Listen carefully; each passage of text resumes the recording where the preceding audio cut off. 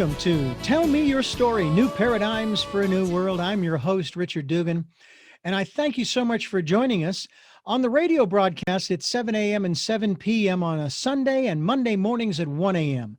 The broadcast podcasts are available on SoundCloud, iTunes, TuneIn Radio, Spotify, Stitcher, Player FM, Blueberry, as well as richarddugan.com, the homepage, as well as the radio show's page.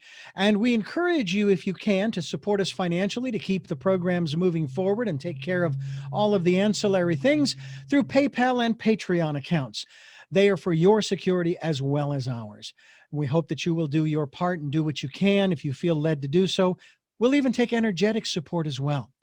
And we also encourage you to go to our guest's website. We'll be giving you that during the interview so that you can continue your evolutionary process. We also encourage you to spend time in meditation, in prayer, in just quiet time during 2020, the year of perfect vision, and the 2020s, the decade of perfect vision. And we hope that you will do that. Listen to that still small voice, that divine self, your higher self, and follow the promptings. And find that still, small, quiet, peaceful place where you can just relax and get a hold of what's really important in your life. We encourage you to do that. And we also encourage you to stay tuned to Tell Me Your Story, New Paradigms for a New World. I'm Richard Dugan. Stay tuned.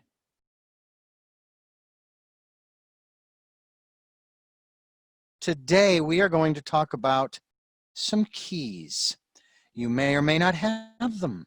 We're going to talk about the 7 secrets, actually, that are sort of like keys of responsive leadership. Our guest is Jackie Jenkins Scott. Thank you so much for joining us on the program.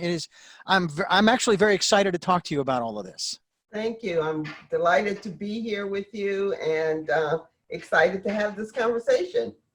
Well, I'll tell you,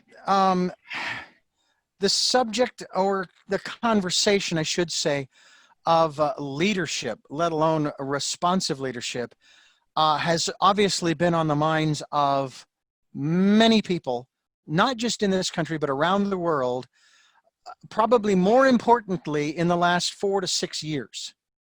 Right. But obviously going back even further. We've had people who have been in positions of leadership at the highest levels of government, in institutions around the world.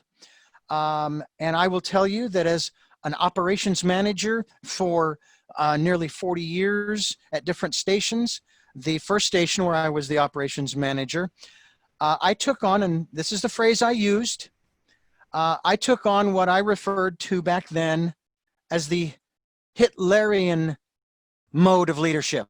Wow. You're going to do it because I told you to do it. Okay. Okay.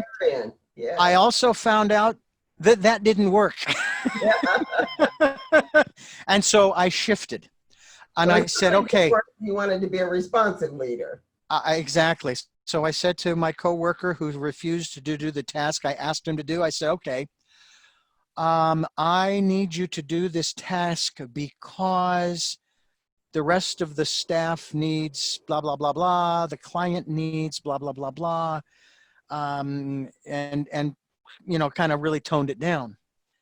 When it comes to leadership and these 7 secrets that we will talk about,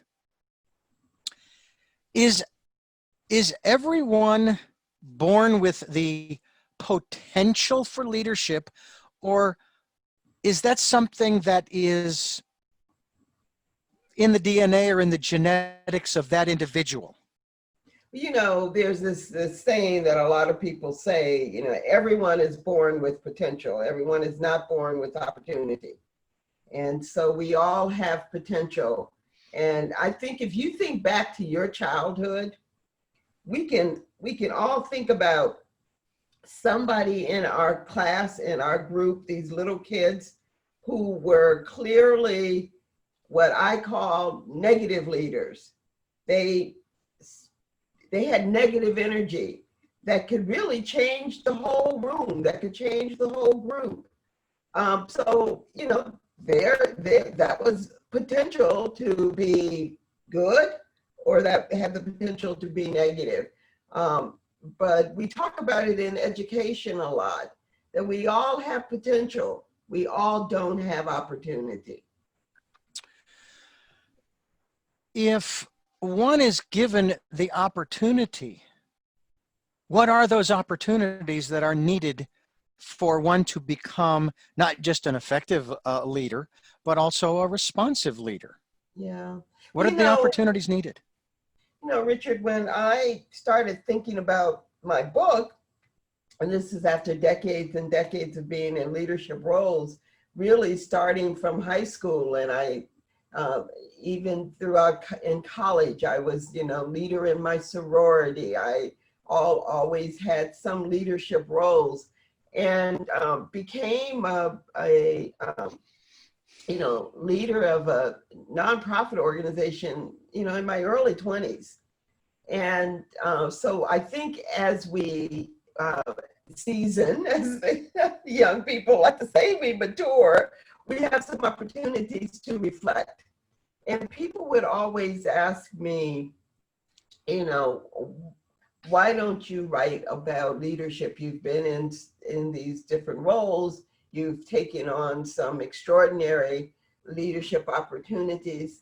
And so that's sort of that reflection after I stepped down as a college president.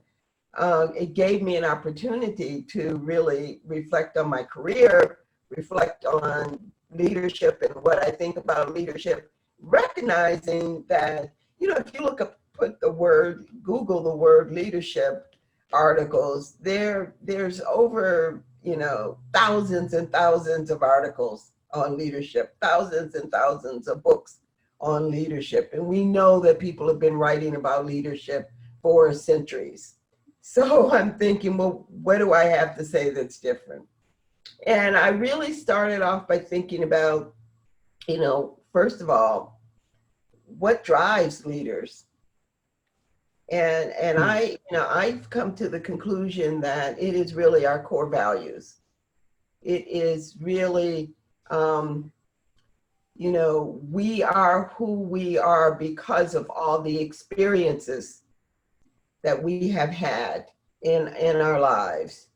And I reflected on my own life growing up in what many people might call a traditional African American family. Roots in the South, really understand, and migrating to the North to work in my parents worked and migrated to the North to work in the automobile industry. My father was a small contractor. I grew up very, very close to my grandparents, both maternal and paternal grandparents who were in rural Arkansas. And I reflecting on all of this, we grew up with the understanding, hard work, honesty, integrity.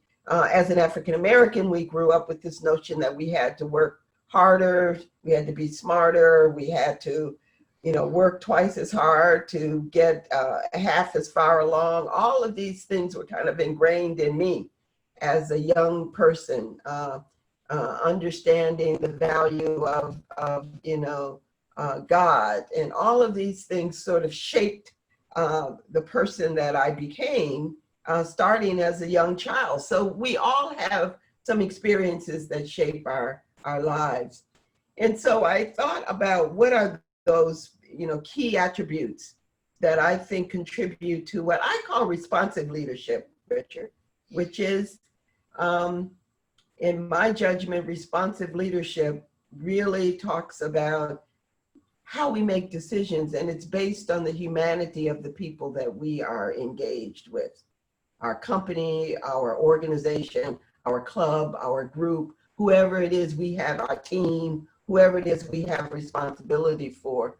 Now, some people, in the corporate world would say, well, this is soft. This is soft. But I contend that you can be a hard-nosed business person, and you can watch the bottom line. You can have all those core values of growth and shareholder value, et cetera, and still be a responsive leader. And so I talk about in my book, 7 Secrets of Responsive Leadership, what is it that makes a leader a responsive leader? A leader that is making his or her decisions based on the humanity of the institution, the organization, its historical saga, the people, its mission, its values, what it stands for. And I start off, Richard, by talking about what I call the big four attributes that I think are crucial and key to responsive leadership. And what are those 4 attributes? The first for me is curiosity. A responsive leader really is curious about the world around him, intellectually curious. He or she will want to, if you're in a company, you want to know what the competitors are doing. If you're in a company, you want to know how we make our product the best. Are we delivering on our product? You're going to want to be driven by data. You want to care about, you're curious about the people that you work with and that you are surrounded with.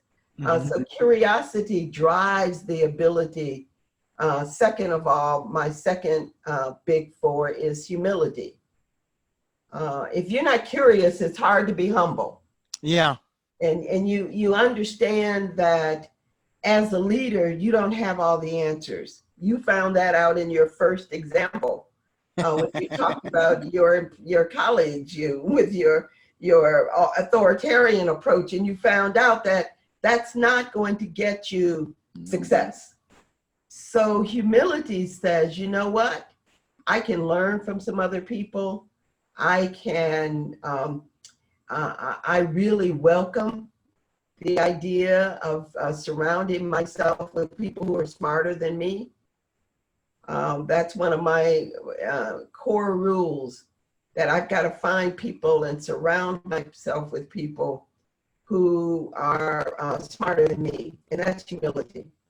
And recognizing that none of us got to where we got alone. You know, we're the building blocks, stepping stones for those that came before us. Now that's very, very critical and core to me in terms of my core values as an African American woman, understanding the struggles that came before me, and that humility then allows you to experience empathy, because we know that empathy allows us, sometimes we can't walk exactly in someone else's shoes, but the ability to be empathetic will allow us to exercise in a very, very positive and direct way curiosity and humility, and then finally resilience.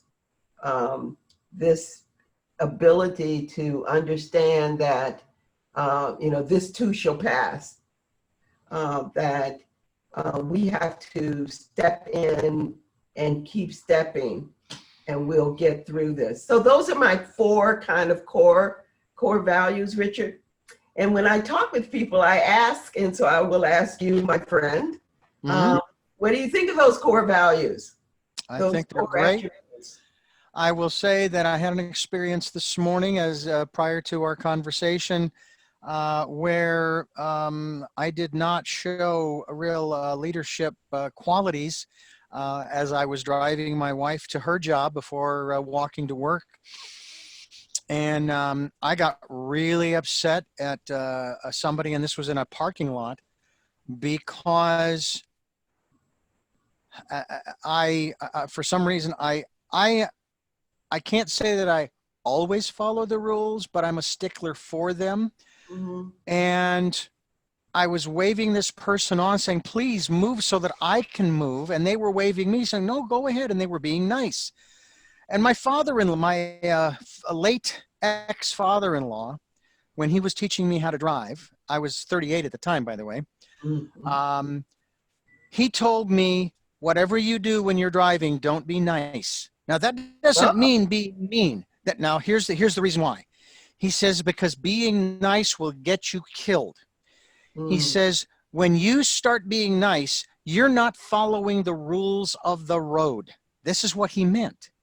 If Ah. you follow the rules of the road, you don't have to worry about being nice because you're not going to be in anybody's way Mm. and you're going to be doing the things. And so when someone else has the right of way, I want to wave them on. It's okay. I appreciate the kindness, but the problem is that's not the rule of the road. Yeah. You drive on the right hand side of the road. Mhm. All right. You go the speed limit. You give people who are walking in a crosswalk the right of way. You don't try to scooch forward for more and more and more and more and more until they're out of your way. You sit in your lane. You don't commit to the turn until you can make the turn. Mhm. And if you miss your exit, work it out later. Don't cross 3 lanes of traffic to get off the freeway. Yes. Those are the kinds We've seen people try to do that. Oh yeah, and I get that. And of course, this is part of, I don't know, maybe there's a little bit of OCD in me, possibly, but it's like if you would just go and follow the rules of the road, and if you don't know what they are, get yourself a driver's manual, please, Mhm. because it's all in there. If you don't know, and if I'm wrong, I want to learn where I'm wrong so that I can do the same. But the problem is right now, where people are, they're not, they're disjointed because of where we are in this world today in 2020. And I understand that. I get that. But we've all got to wake up. We just do. Otherwise, we're going to have real problems, not just on the roads, but in our homes. And my wife was very up. She actually stayed very calm. She says, "Calm down, Richard. It's all right, Richard. Just take it easy, Richard." And I said, "No, I'm tired of people not following the rules and making things difficult. Because if they had just kept going, there wouldn't have even been an incident." I sat there and waited for the person for like 10 or 15 seconds, and I honked my horn and I waved them on, and they kept waving me into the parking space. I was like, "Oh my gosh, come on, please." Mhm. And I thought, and now, of course, afterwards, I apologized to my wife. I said, "I'm sorry." And I told her I loved her and I will see you this afternoon. And then as I'm walking to work, I'm thinking, boy, that was not me. It's like, where in the hell did that come from? But see, that stuff crops up in leaders from time to time. It happens. Mhm. Um, so I'm curious because I'm an operations manager here.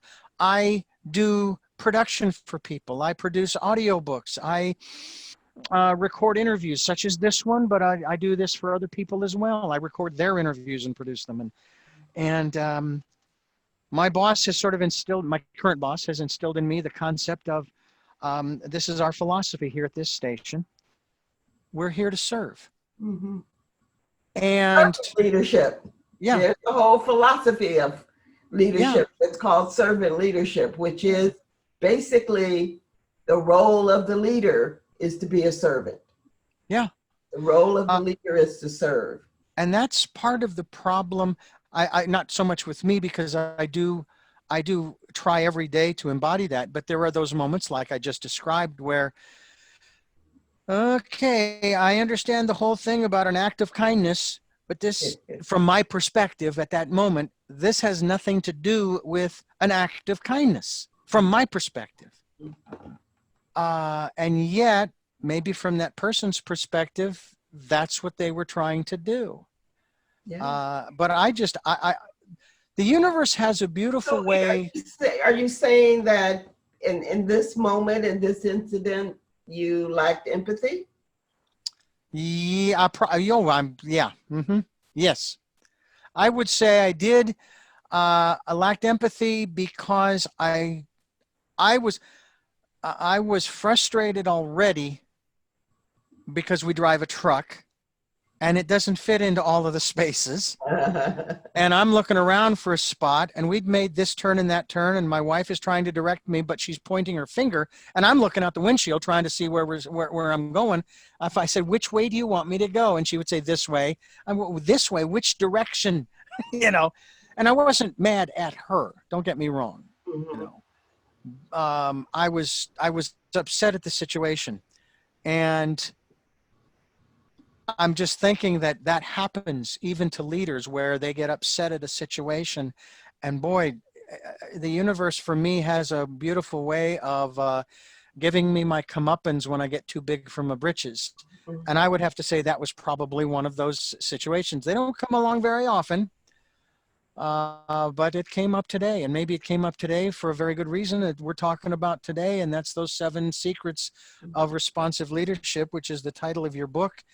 I want to let our listeners know your website is jjsadvising.com, and we encourage you to go there. We'll be linked to your website as well. What do you think about that? The aspect of a leader who, and maybe he's a very public figure, could be, could be the president, could be, someone in a high position in a corporation, the CEO, what have you, and just kind of in public kind of loses it a little bit. Mhm. They're human, which I don't want to use as an excuse. Okay, I kind of have gotten tired of, well, we're only human. That just doesn't wash with me, in the Mhm. sense that we need to be more conscious of what's going on. And I obviously was not at that moment. So I take responsibility for my attitude at that moment, my Mhm. frustration. It was mine. It wasn't, I didn't put it on that other person or my wife.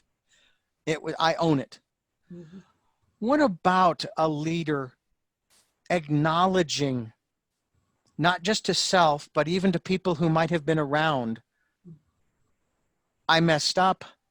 I crossed a line that I really don't want anybody else to be crossing because it's not helpful. Mhm.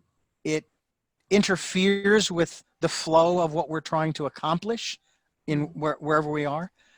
Your Mhm. thoughts in that regard? So, so what you're reflecting on are sort of, encompassed in these big four, the big four that I call, that I describe as the big four, Mm-hmm. are a whole lot of sub values, sub attributes that we as leaders grow in our confidence in ourselves, this is part of resilience. Because if you have experienced some things in your life, then you have the ability to be more courageous. You have the ability to be more self-reflective. So even the incidents that you described this morning, as a leader, you were self-reflective. That includes curiosity, that includes empathy, that includes humility. I maybe have goofed up with this lady. She was trying to, or man, whoever it was, they were trying to be nice. That's a sense of humility.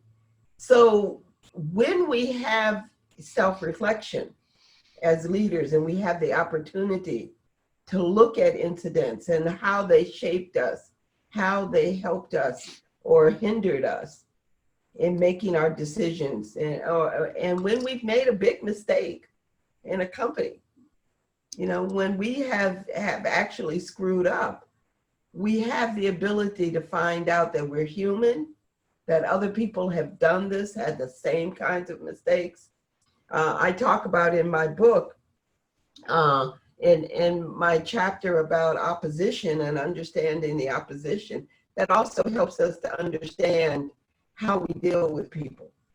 And so I would say that the leader who has really done what you talked about at the beginning of this show, or is continuously doing it, because Mm-hmm. we're always growing, right, Richard? Mm-hmm. We are always transitioning. As humans, we are always in a mode of transition. I think very often when we get into a position, we think, well, we're the leader, we're here, but you're actually transitioning from one position to the next. You're transitioning from one experience to the next experience.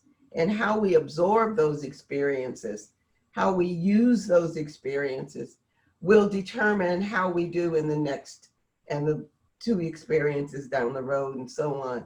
So when you talk about the leader that has a hard time publicly admitting to a mistake, well, sometimes they're not mistakes, and you don't have to always, a mistake is a mistake, but you don't have to always, if you feel like, well, I can't admit to a mistake, you can talk about growth. You can talk about how I learned from this, how as a leader, what I'm learning, how I'm adjusting. So those are, I think, some of the skills and talents that we all can put in our toolbox. So when, as leaders, we have toolboxes that we can actually use.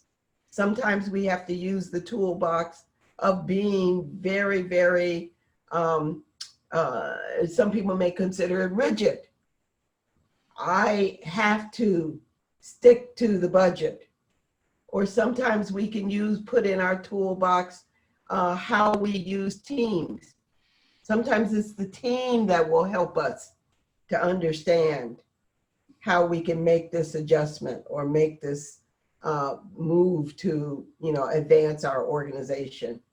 So I think the ability to acknowledge growth spurts, growth opportunities is a real sign of courage.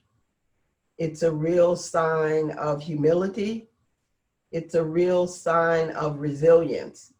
And those are attributes that I think over time make us a very strong, responsive leader. And I would say if you can't demonstrate to your team, to your organization, to your company, to your group, your church, whatever you're leading, if you can't demonstrate these attributes, then I would ask you if you really think you're a responsive leader. You might be a leader in title, in name, because you are in a position, you are in a role. But the question is, what kind of leader are you? And what kind of leader do you want to be? Does that make sense? It does indeed. We're talking with Jackie Jenkins Scott. Her website, jjsadvising.com. The book is entitled The 7 Secrets of Responsive Leadership, and that's what we're talking about here today. Now, you did make the comment that that everybody has the potential for being a leader. And we run into a real problem when we have a group of people that need a leader and more than one person wants to step up and lead. And sometimes there's a struggle. We have, in this country, we have, of course, for governmental leadership, we have elections. And then we have the campaign, and we have all of that grappling going on during the campaign, and then one of these leaders is chosen. And they say that once that leader is chosen, we're all supposed to join ranks and. Well, not necessarily. I don't. It was certainly not in this country. There's. Well, no. I'm saying that that's usually the ideal. The ideal is that we will join ranks, lock arms, sing kumbaya, and it'll all be hunky-dory, Skittles and bits. You want to give them a chance. You want to give them a chance. You do. That's why they always talk about, for the presidency, it's always the first 100 days, see how they do. I always found that interesting. That was considered the honeymoon. But what really troubles me about choosing a leader, especially in those circumstances, at whatever level, whatever from the top on down, is the words that are used. And many people that I've talked with have said, well, Richard, you're being very naive to think that what they've said during the campaign really means anything. And I sit there going, well, wait a minute. What they said does mean something. The intent behind those words was to convince the voting public to choose them over that other person that they demeaned verbally. And then you're telling me that didn't mean anything? It did. And words, as I have said on this program, words have power. Let's talk about that not just from the selection of leaders, but from the leaders themselves when they choose certain words and phrases.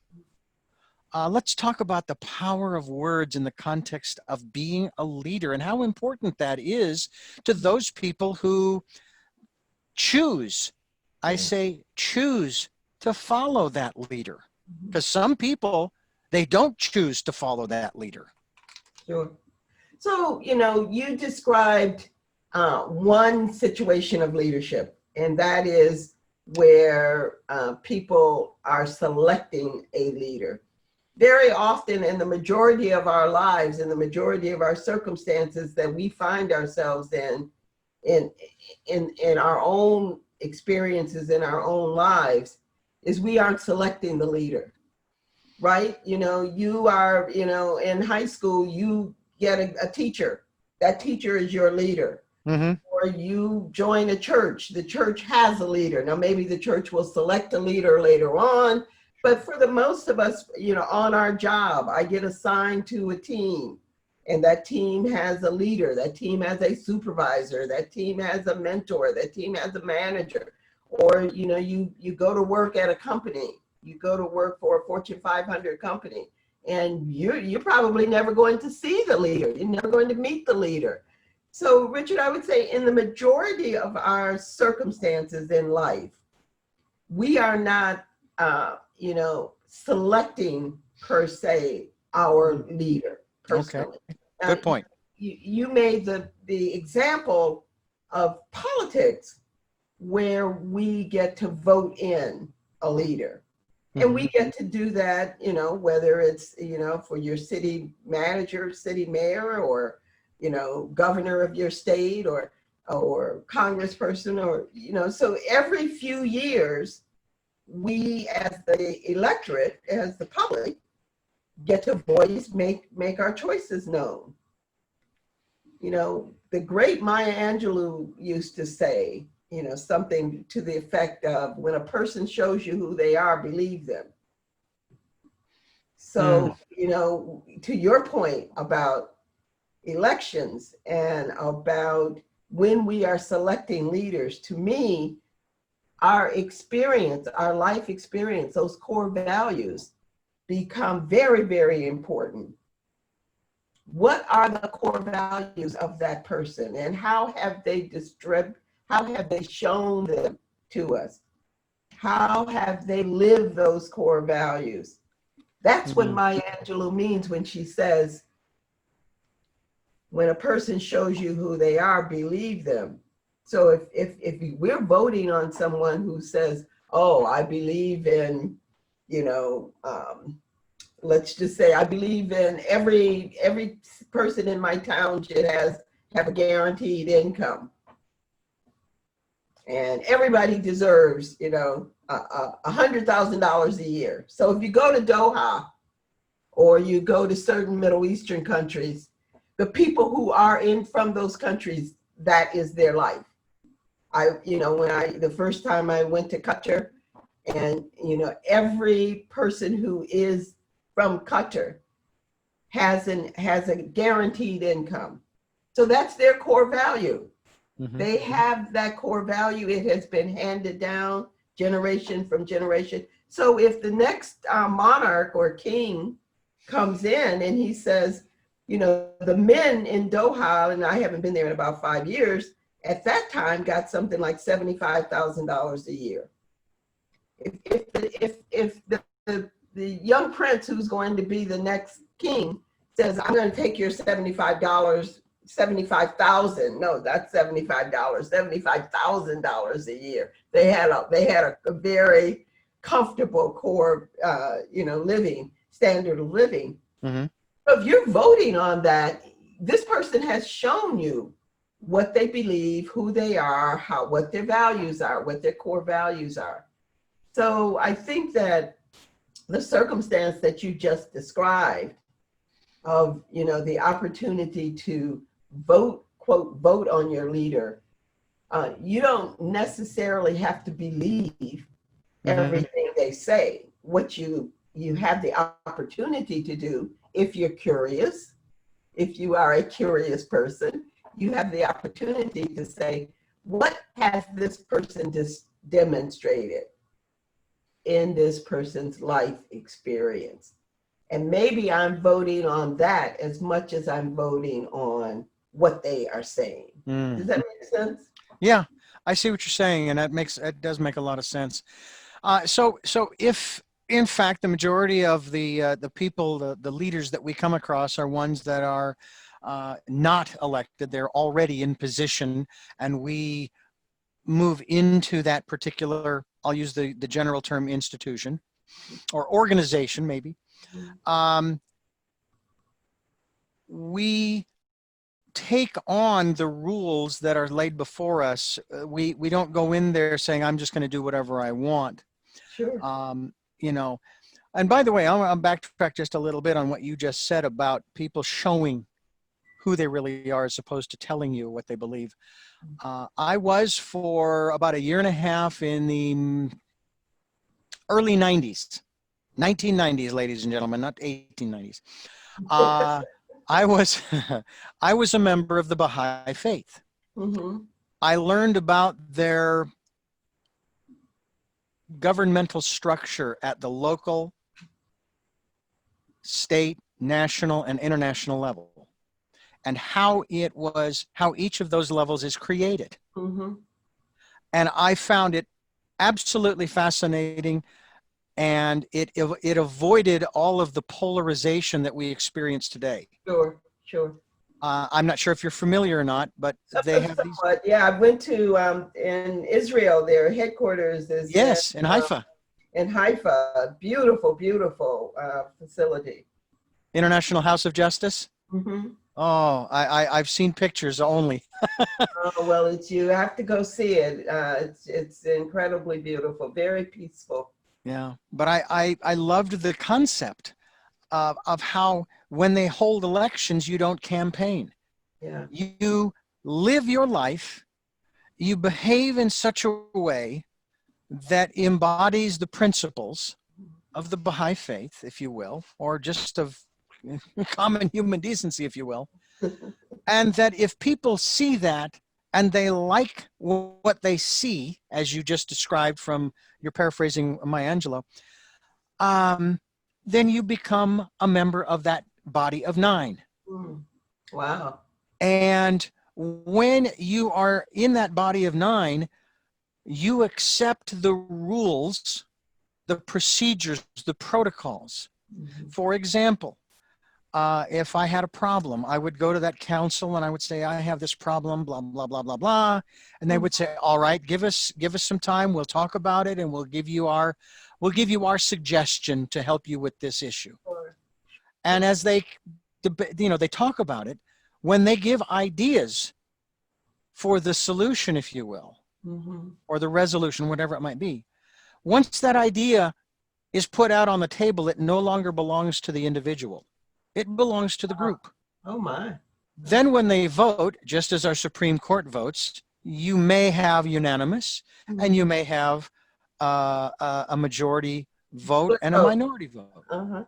But the minority, part of the protocol, once the vote is taken and there is a decision made, the minority accepts the decision of the collective 9. All right. It's not necessarily they change their votes. It's, okay, this is the decision we have made. Whether I voted in favor of it or not, I accept the decision of the council. And then they tell me, here's the solution, here's the resolution. And if this does not resolve the situation, please come back and we'll take it up again. And that's how they deal with things. Wow. But that doesn't get down to the level of the parishioner, does it? You're talking about big policy for the whole faith. Well, it is possible that they may deal with for that community or for the state or for that particular country. I don't know. I would have to look into what the International House of Justice, what are some of the issues that they've dealt with, but obviously they deal with international issues.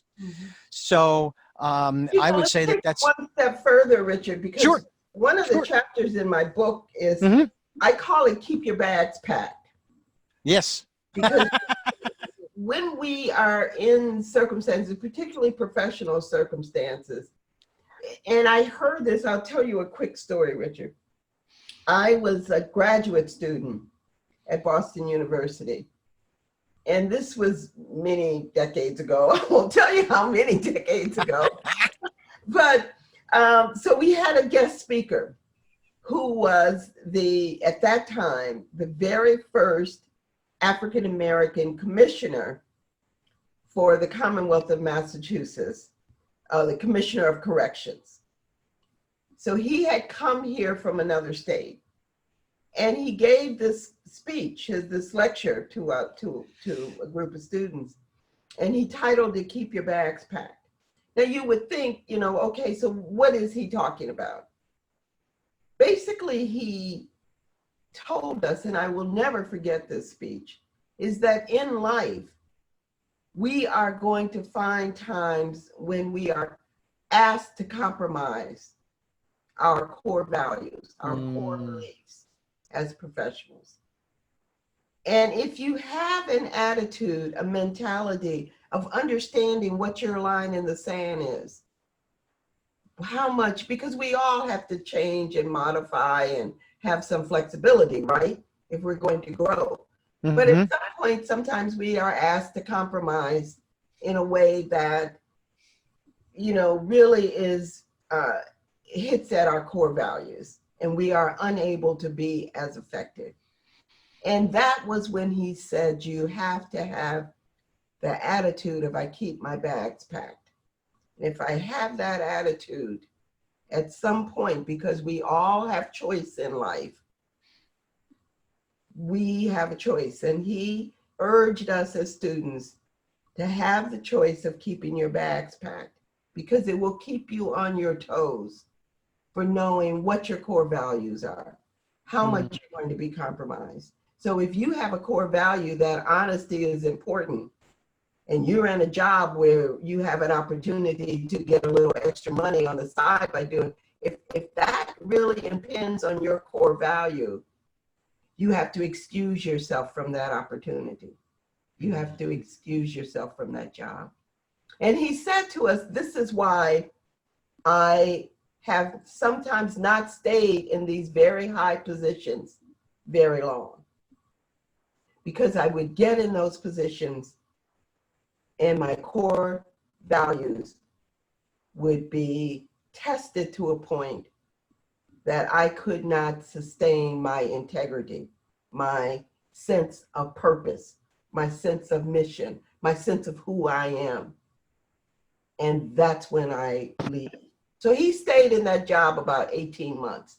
He didn't make it very long, because at that time, Massachusetts had the correction system had a huge patronage system where, the people who got the jobs were the nephew of somebody else, and he couldn't break it down. He couldn't change that patronage system. And so he only made it for about 18 months. So why am I bringing this up right now in this conversation that we're having? It's because, especially you talked about this moment of reflection. It's very important for us as leaders, those of us who are in leadership positions, to understand what drives us. Where are our lines in the sand? How much am I willing to compromise what I believe in, what my core values are? And when you get to that point, do I have the courage? Do I have the ability to say, I am going to bounce back. If I step out of this, this door, what appears to be closing in my career right now, may actually be the opening for me to find something different, something that will allow me to be able to operate with a sense of wholeness and integrity, and that I can make a contribution. So we are always, I think, challenged as leaders.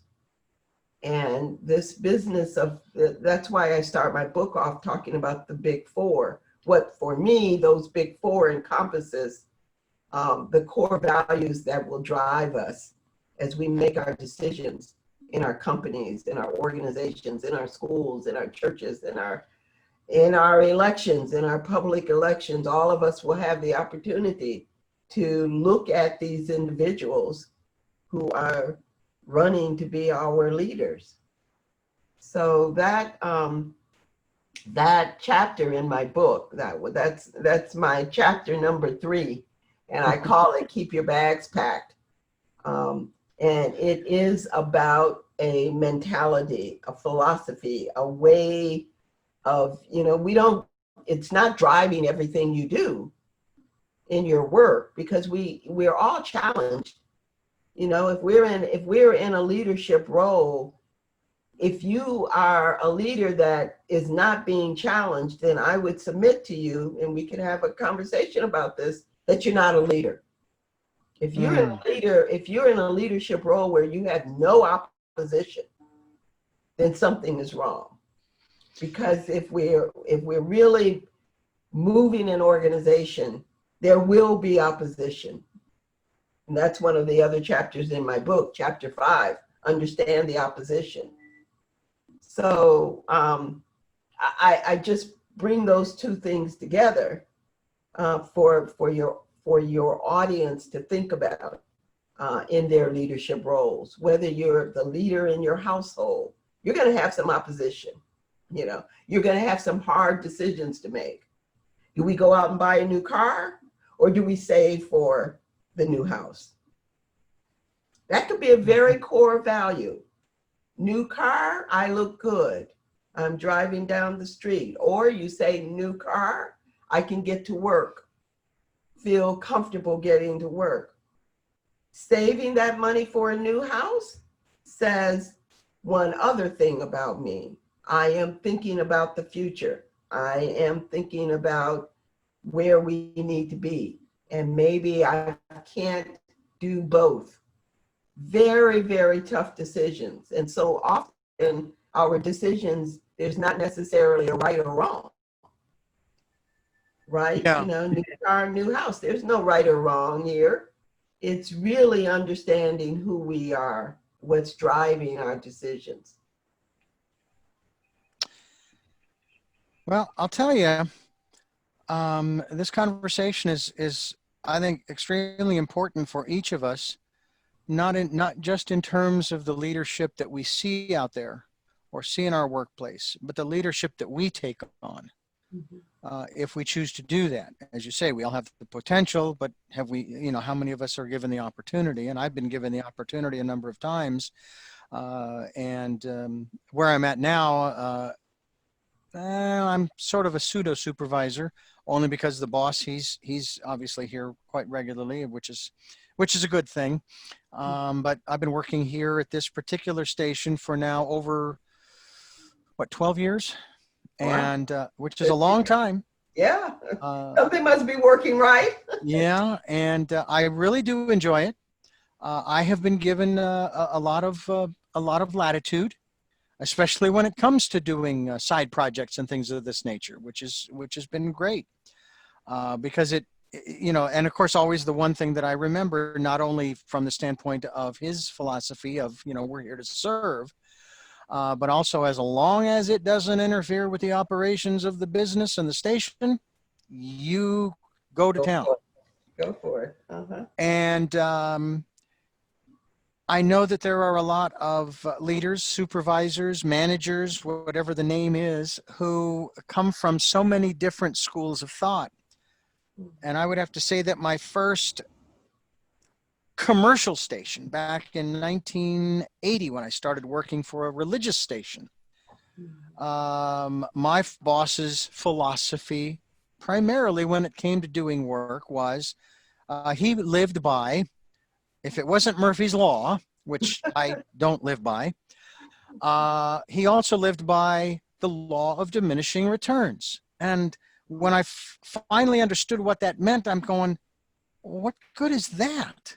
Because if you live by the law of diminishing returns, then you're not really being of service to anybody, let alone yourself. You are not helping anybody, because unless you are guaranteed that you're going to get back at least equal to what you're putting out, then you aren't going to do it. Case in point, a client, a programmer, came to the boss and said, I've got these reel-to-reels and I want to transfer them to cassette and I want to make them into the programs that I want to air on the radio station. And I said, and he said, okay, sure. And I said, yeah, we can do that. And so I went for the next 2 weeks and I did that. About 2 weeks after that, and he was only on for 6 weeks, he canceled. Oh. And that was his example of the law of diminishing returns. And I thought, well, wait a minute. How is that? The boss canceled? The boss canceled? No. The client canceled. Oh. The client decided after 6 weeks, and actually it was at 4 weeks, he asked for the project. And when I was done at the end of 6 weeks, he decided he was going to cancel because he just couldn't afford it. Oh, okay. And I thought, well, to me, that's not the law of diminishing returns, because what we showed him was that we're here and we provide a service, and that is whatever it is that the client needs. If we can do it, we will. We'll do whatever we can to try to give the client what they want. It also means that when he goes and tells other people about this radio station, he's going to tell them that. Oh yeah, I mean, I was only there for 6 weeks, but boy, they treated me like I was the most important person in the world. That's why I don't believe in the law of diminishing returns, because if that's the case, then you cannot really be truly of service.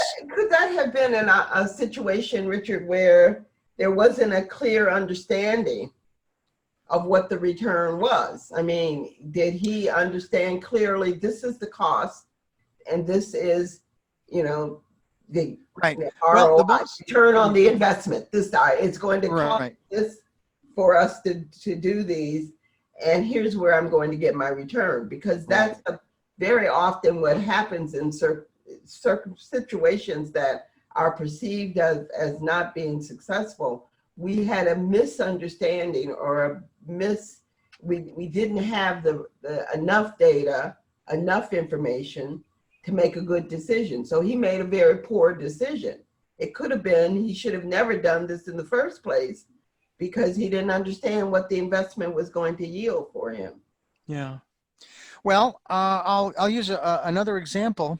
As supervisor there, I would hire employees to run the programming. They would sit behind the console and run the tapes and the live shows and so forth. And when we would hire them, we would give them a job description, basically. And one of the jobs was, okay, you need to vacuum the rugs every so often, because we did not have a cleaning service out there. We were working at the transmitter site. And the bathroom has to be cleaned, which means the toilet too, and so on and so forth. And I would get comments like, well, you guys don't pay me enough to do that. And this was after they were hired. And I said, well, first of all, we told you what the job description was, number one.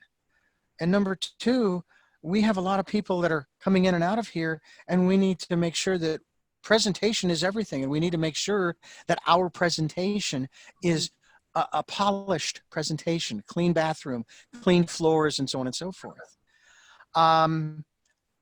And I thought about that philosophy that some of these people that we'd hired were living by.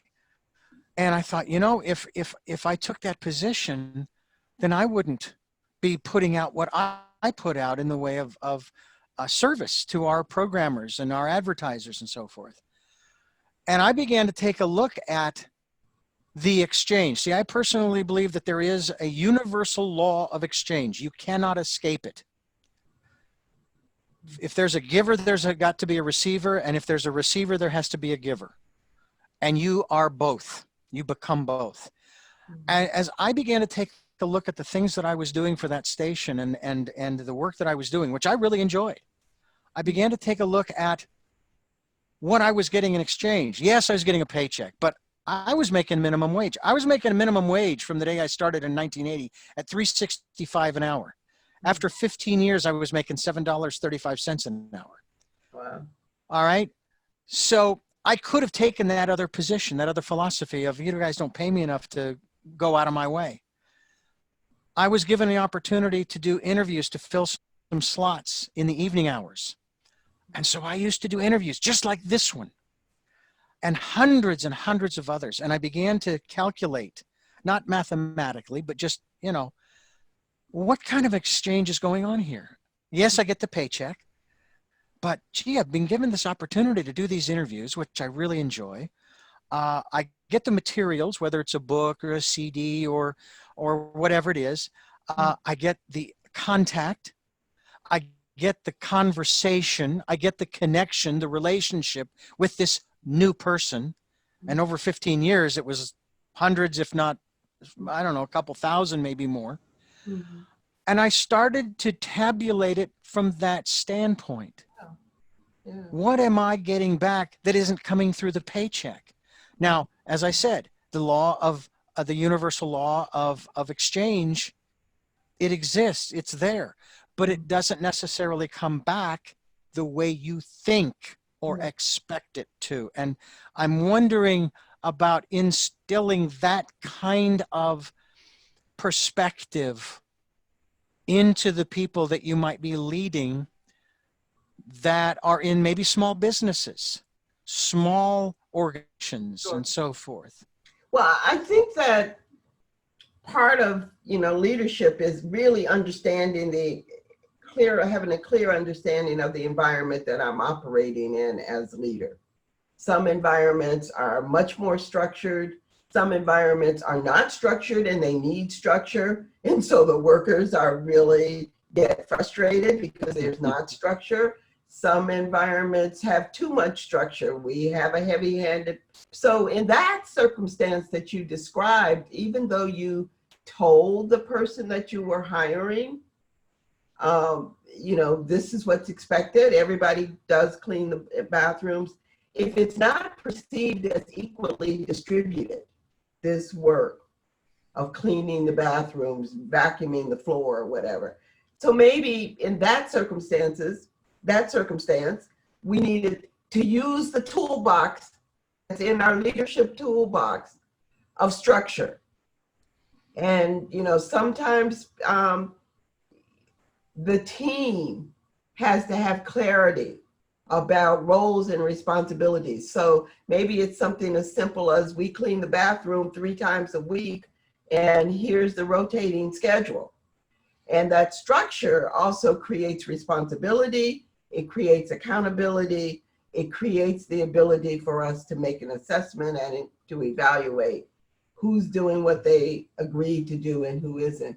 So I would just say that leadership is also, and that's where curiosity comes in, because we're curious about the environment that we're functioning in. We're going to try to figure out what's the best way for myself, personally, for me to be successful. What is the best environment for us to create? That's the responsiveness for people to be able to be successful, to be able to operate at their optimum, to be able to have the opportunity to evolve, to grow, to develop. And leadership says some environments are going to work and others aren't. And how am I curious enough to figure out what's going to work for my team? What's going to work in my household? I now have 5 kids. They all have a different personality and I'm the leader. How am I going to create the environment that's going to allow us to work, to be able to thrive? I used to, when I first became a college president, the college that I became president was struggling. We had decreasing enrollment. We, didn't have a large enough endowment. We had facilities that were outdated. So we were struggling. And my goal was how to get us from struggling to thriving. And the responsive leader is looking, how do we help our organization, our people, to be in a position where they can thrive? Now they also have choice. For whatever's going on in their life, they don't want to thrive. They don't want to take advantage of the opportunity. Maybe they can't take advantage of the opportunity. They have too many things happening for them. But our role as the leader is to give them that, to try to put in place those opportunities for the student to grow. Maybe the student is not going to be able to really grow, but if we can give that student that opportunity, then free will and choice comes in. We get to make a choice. We get to make a choice on who we're going to elect. Now, if we don't take advantage of that choice, we decide not to vote, then we can't complain about whoever else took advantage of it. Yeah. So I those are some of the principles when I think about leadership that I try to discuss in my book, 7 Secrets of Responsive Leadership. When we encourage people to get a copy, I'm sure it's available on Amazon as well as your website, jjsadvising.com. Yes. Jackie Jenkins Scott has been my guest, and this has just been a wonderful conversation. I'm hoping that folks picked up a lot. I know that for me, and this was sort of a lesson I learned from my best friend. He and I went through high school and college together. We still communicate. He lives back in Phoenix, which is my hometown. I now live in Santa Barbara. And one of the things that he shared with me in his leadership skills, if you will, or management skills, was he would never ask one of his employees to do something he was not willing to do, like clean the bathroom. He would clean the bathroom. Yeah, I saw him do it. That's a skill in the toolbox. Yeah. And so when his employees saw him doing that, they realized, oh, well, I guess if he can do it, then so can I. Yeah. And it won't take that long, and it's not permanent, it's temporary. It'll only take 10 or 15 minutes, and then it's over. I can move back into the store area and so forth and so on. And that's something by example. Lead by example. Lead by example. That's the technique. That's absolutely. Absolutely. I'm always so thankful for his friendship that we've had. I hesitate to even say for nearly 50 of our 60 years. He's 60. He's also 60 this year.